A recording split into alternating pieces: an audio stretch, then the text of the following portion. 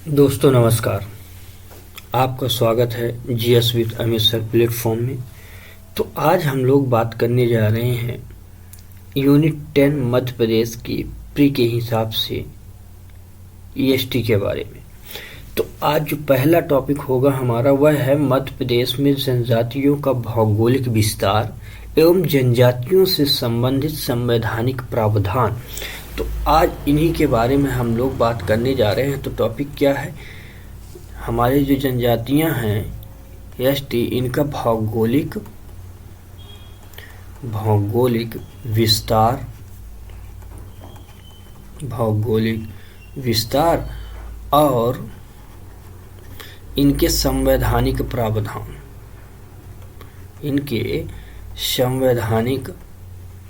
प्रावधान यह हमारा यूनिट 10 के टॉपिक 1 है। तो आज हम लोग बात करेंगे इनके भौगोलिक विस्तार के विषय में, ये आपको याद हो। तो ऐसे ही आप लिखेंगे हेडिंग, मध्य प्रदेश में जनजातियों का भौगोलिक विस्तार। तो थोड़ा इनके बारे में हम लोग एक संक्षिप्त जो है तो परिचय ले लेते हैं, ब्रीफ नॉलेज कि मध्य प्रदेश जो है तो एक तो इस संस्कृति के लिए जो जनजातीय संस्कृति है यह इसकी अपनी एक विशिष्ट पहचान के रूप में विश्व को या देश को रिप्रेजेंट करती है। अब मध्य प्रदेश में जो जनजातियां हैं तो भारत की जो कुल जनसंख्या है, तो भारत की कुल जनसंख्या में अगर हम देखें कि भारत में कितनी है तो वह 14.64% निवास करती है, जबकि ये जनसंख्या मध्य प्रदेश में 21.1% है, इतनी निवास करती हैं ये। तो ये आपको समझ आया कि मध्य प्रदेश में कितना और ये कितनी यहाँ पर है। यानी कि 21 ऐसे जिले हैं जिनमें इनकी आबादी पाई जाती है। मतलब कि आप समझें कि मध्य प्रदेश के 21 जिले हैं जिनमें एसटी जनसंख्या पाई जाती है, और इनमें अगर देखें तो 6 जो जिले हैं वो बहुल जिले हैं, 6 में इनकी आबादी अधिक है। शेष जो है तो 15 इनमें आंशिक जनसंख्या इनकी पाई जाती।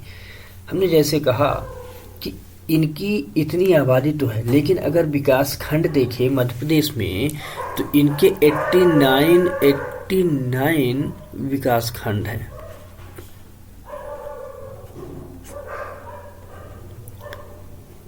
ठीक, इतने इनके विकास खंड भी हैं, तो ये आपको पता हुआ। और कुछ पिछड़ी जनजातियां भी मध्य प्रदेश में पाई जाती हैं, बाद में इनके बारे में भी हम लोग अलग से समझेंगे।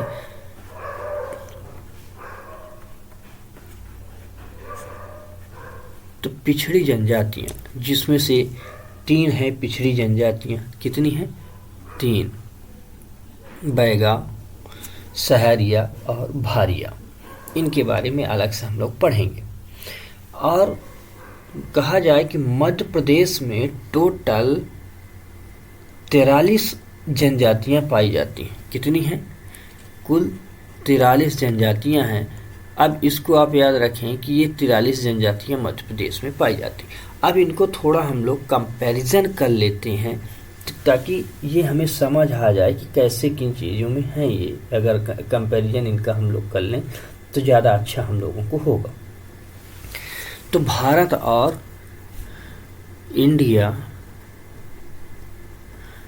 और मध्य प्रदेश, इस तरह हम लोग अलग अलग करके इनका कंपैरिजन कर लेते हैं ताकि हमें आसानी रहे। ठीक है, तो हमने क्या कहा था कि मध्य प्रदेश में जो जनजातियां हैं तो भारत की अगर जनसंख्या में देखें तो कितनी है? 8.63। मध्य प्रदेश में कितनी है? 21.1%, कहीं कहीं आपको 09 मिलेगा। यह जो आबादी है ये कितनी है? तो इसे अगर कहोगे तो 14.64% भी है। ये सब परसेंटेज में हम लोग लिख रहे हैं, है ना। इन जनजातियों की अगर हम बात करें कि दशकीय वृद्धि कितनी हुई है, तो ये तो हो गया। अब दशकीय वृद्धि, इनकी वृद्धि की बात करें कि आखिरकार इनकी वृद्धि भी कितनी हुई है, तो इनकी अगर आप दशकीय वृद्धि को जानें तो यह 23.66% इनकी है, जबकि मध्य प्रदेश में यही है 25.20। ठीक इतने इनकी वृद्धि है। ऐसे इनकी अगर हम बात करें लिंगानुपात की, कि इनका लिंगानुपात कितना है, तो भारत में अगर इनका लिंगानुपात आप देखेंगे तो 990 है। कितनी है? 990। जबकि यही लिंगानुपात मध्य प्रदेश में देखेंगे तो 984 है। कितनी है? 984। इनकी अगर हम बात करें साक्षरता दर की,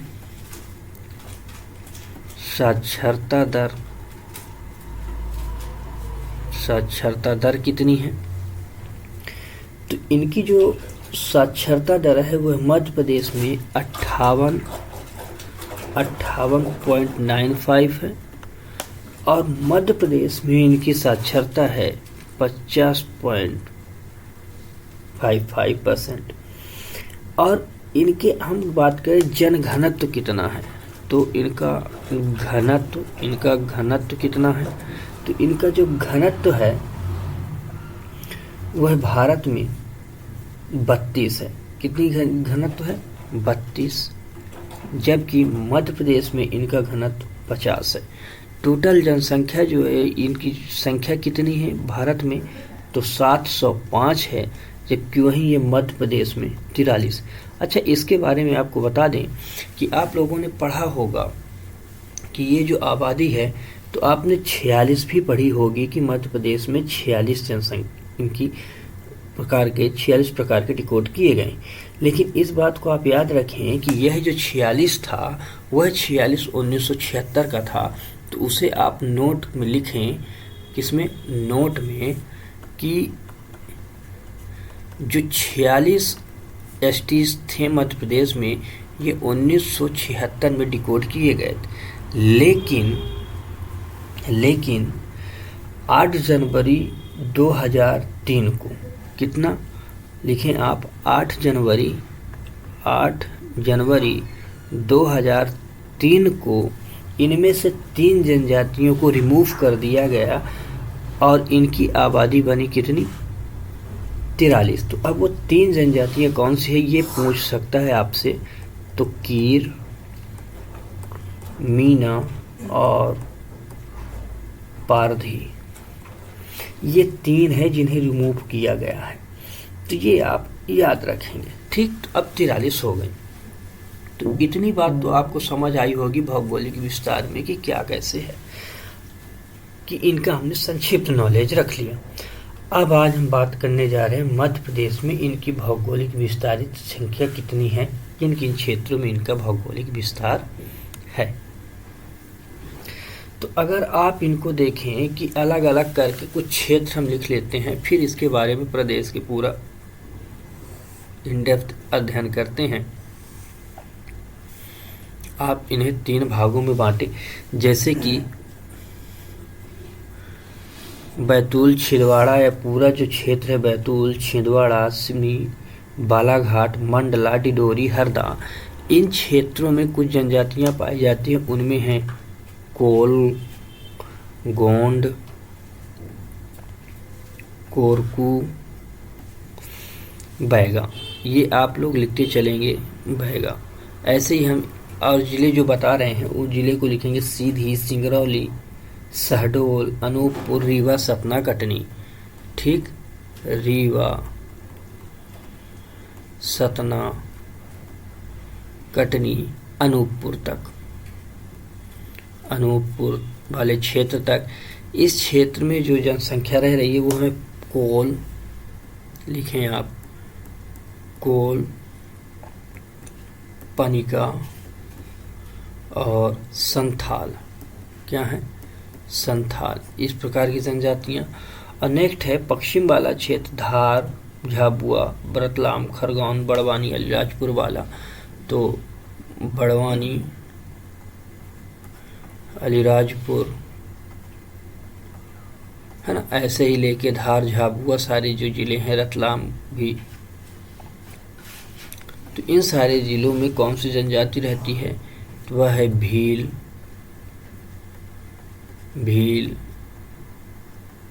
भीलाला, क्या है, भील, भीलाला, बरेला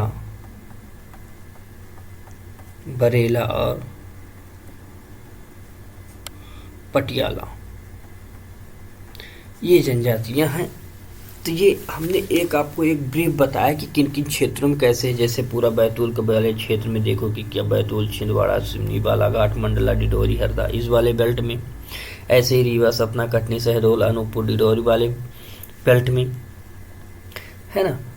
ऐसे ही आपको मिलेंगी धार, झाबुआ, रतलाम, खरगोन, बड़वानी, अलीराजपुर वाले बेल्ट में। तो यहाँ अब इनका अगर हम क्षेत्रीय विस्तार कर लें तो ज़्यादा हमें समझ आएगा कि आखिर कौन जातियाँ किस क्षेत्र में हैं। तो पहला आप लिखें उत्तर पूर्व। उत्तर पूर्व का क्षेत्र आप लिखें। इस उत्तर पूर्व क्षेत्र में जैसे सीधी, सिंगरौली वाला क्षेत्र आता है, तो आप लिख लो सीधी, सिंगरौली, शहडोल,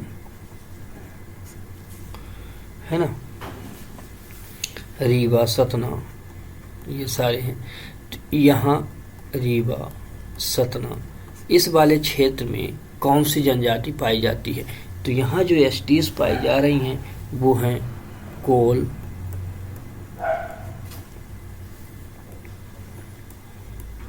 मडिया, अगरिया,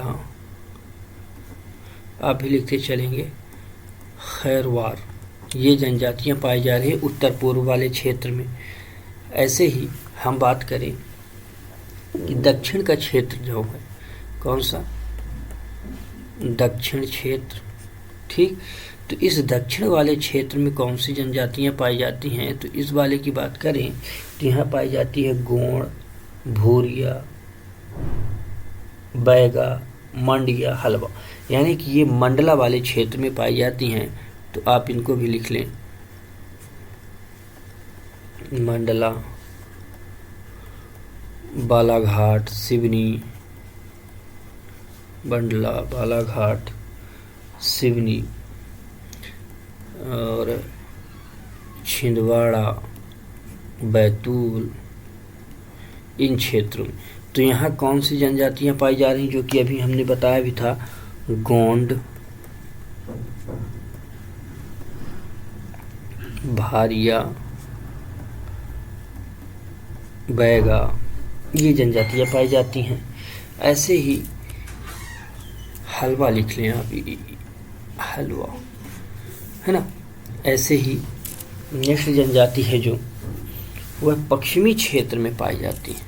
किसमें, पश्चिमी क्षेत्र। पश्चिमी क्षेत्र जैसे कि इस पश्चिमी क्षेत्र में कौन कौन से क्षेत्र आते हैं, धार, झाबुआ, अलीराजपुर,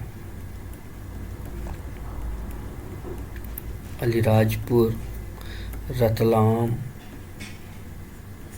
डिंडौरी, खंडवा, खरगोन, ये सारे क्षेत्र आते हैं। इनमें जो जनजातियां पाई जाती हैं, इनमें हैं भील, भीलाला, है ना, ये जनजातियां पाई जाती हैं। और नेक्स्ट आगे की तरफ बढ़ते हैं कि जो मध्य का क्षेत्र है, कौन सा, मध्य का क्षेत्र। इस मध्य के क्षेत्र में कौन सी जनजातियां पाई जा रही हैं, तो हमें गोंड और कोरकू। तो ये कौन सा क्षेत्र है, बैतूल, होशंगाबाद, जबलपुर, हरदा वाले क्षेत्र हैं। तो जैसे कि जबलपुर, है ना, नर्मदापुरम,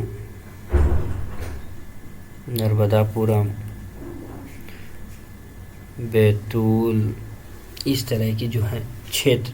और रायसेन को भी आप लिख सकते हो, मंदसौर को भी लिख सकते, तो रायसेन लिख सकते हो। तो इन क्षेत्रों में ये जनजातियां पाई जाती हैं। तो इनमें कौन सी हैं, इनमें आप कौन सी लिखोगे, गोंड और कोरकू को, कौन है, गोंड और कोरकू, गोंड और कोरकू जनजातियां पाई जाती हैं। ऐसे ही नेक्स्ट जो क्षेत्र है वह है उत्तर पश्चिम का। कौन सा? उत्तर पश्चिम का क्षेत्र। उत्तर पश्चिम का क्षेत्र है। इस उत्तर पश्चिम के क्षेत्र में कौन से जिले आते हैं? तो जैसे ग्वालियर, भिंड, है ना, शिवपुरी, टीकमगढ़, छतरपुर, सागर, इस तरह के ये सारे जिले इसके अंतर्गत आते हैं। तो इस क्षेत्र में कौन सी जनजातियां निवास कर रही हैं? तो वह है सहरिया। ठीक, कौन सी जनजाति है? सहरिया और सौर, ये जनजातियां हैं निवास करती हैं। तो इतनी बातें आपको पता चली। अब इन्हें हम लोग ड्रॉ करते हैं एक मैप के माध्यम से और इनको समझने की कोशिश कर लेते हैं मैप में।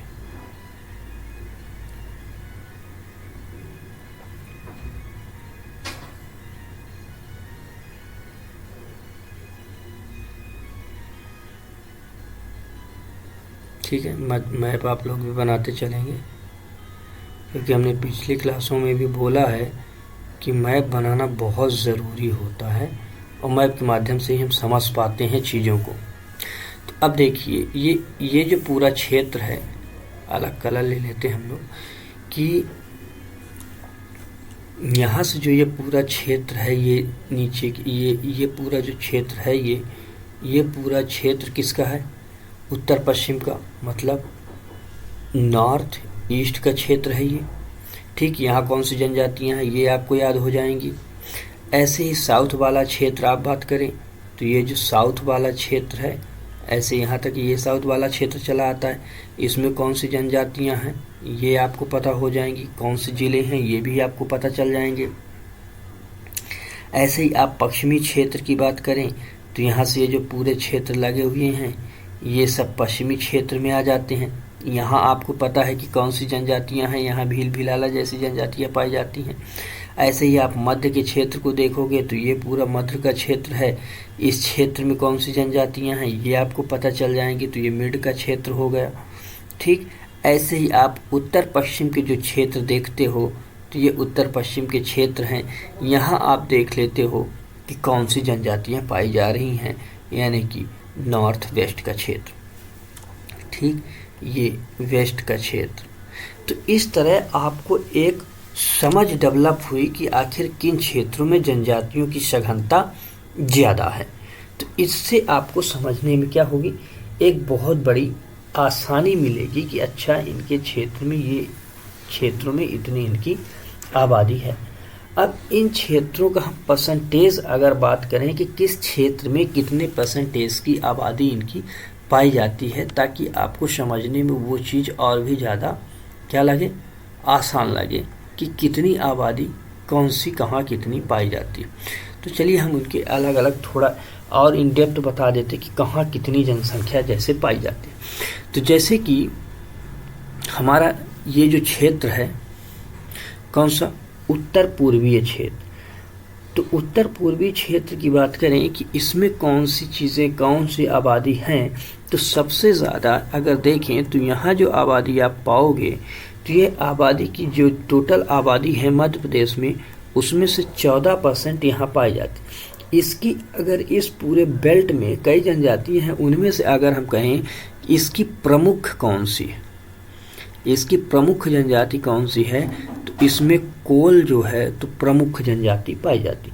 वैसे मध्य और दक्षिण वाले क्षेत्र को अगर हम देख लें कि ये जो दक्षिण का क्षेत्र है और ये मध्य का क्षेत्र, तो इन दोनों को अगर यहाँ हम मिला लें और इस क्षेत्र में अगर समझने की बात करें कि यहाँ कौन कौन सी जनजातियाँ अधिक मात्रा में पाई जाती हैं, तो क्योंकि यहाँ ज़िले कुछ एक दूसरे को मिलते हैं, जैसे नर्मदापुरम है, बैतूल है, इस तरह ये क्या करते हैं आधे आधे पार्ट में है। इसलिए इन दोनों को एक साथ अगर आप देखो कि हमारा जो साउथ है और मिड है, साउथ मिड वाले क्षेत्र में कौन सी आबादी है, तो इनको आप लिखे बैगा, भूरिया और कोरकू। कौन सी, बैगा,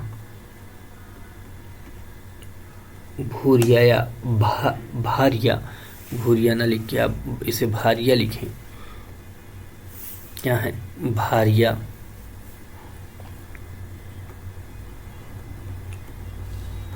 भारिया और कोरकू, कोरकू, ये 3 जनजातियाँ। तो ये तीनों जनजातियों को अगर हम प्रमुख बताएं कि ये किस जिले में है, तो जो बैगा है यह मंडला में प्रमुख है। कहाँ है? मंडला में। वैसे ही भूरिया जो है तो छिंदवाड़ा में। कहाँ? छिंदवाड़ा में। और कोरकू जो है यह कोरकू नर्मदापुरम में है। किसमें? नर्मदापुरम, नर्मदापुरम में इनकी आबादी पाई जाती है। ठीक, इतनी बातें आपको पता चली। पर यहाँ की जो प्रमुख जनजाति है इस क्षेत्र की बात कहें हम कि प्रमुख कौन सी जनजाति है, तो प्रमुख में है गोंड। कौन सी है? प्रमुख में गोंड जनजाति यहाँ पाई जाती। मतलब कि यह टोटल आबादी का कितने परसेंटेज गेन करती है, तो यह है 23.28%। तो इतने परसेंट यह पूरी आबादी का गेन करती है। अब पश्चिमी क्षेत्र बचा, जिसमें कि पश्चिमी क्षेत्र में 4 जिले ऐसे हैं जहां इनकी आबादी बहुत ज़्यादा है। साथ ही साथ ये टोटल आबादी का ये 36% यहीं संकेंद्रण होती है। कितनी है? 36%। इस वाले में 36% है। और यहाँ भील जनजाति प्रमुख मानी जाती है। तो इसे आपने समझा कि अगर और इसे लिखें तो 36.27% है। इतनी आबादी ये गेन करती है। और ये पूरा धार, झाबुआ, अलीराजपुर, इन जिलों में इनकी जनसंख्या बहुत ज़्यादा रूप से पाई जाती है। और भील भिलाला विशेषता यहाँ की प्रमुख जनजातियों के रूप में है। तो इतना इनका ये विस्तार है इन आबादियों का। तो आज की क्लास को हम लोग यहीं तक रखते हैं। आज हमने समझा है इनके भौगोलिक विस्तार के बारे में। और आप कमेंट बॉक्स में बताएं कि आपको ये जानकारी कैसी लगी। तब तक के लिए धन्यवाद। लेकिन आप लोग अपने कमेंट बॉक्स में आप राय ज़रूर दें कि आपको ये क्लासेस कैसी लगती हैं। साथ ही साथ इस क्लास को अपने दोस्तों को शेयर करें, लाइक करें और सब्सक्राइब करें। तब तक के लिए धन्यवाद। आप लोग पढ़ते रहें, बढ़ते रहें। जय हिंद।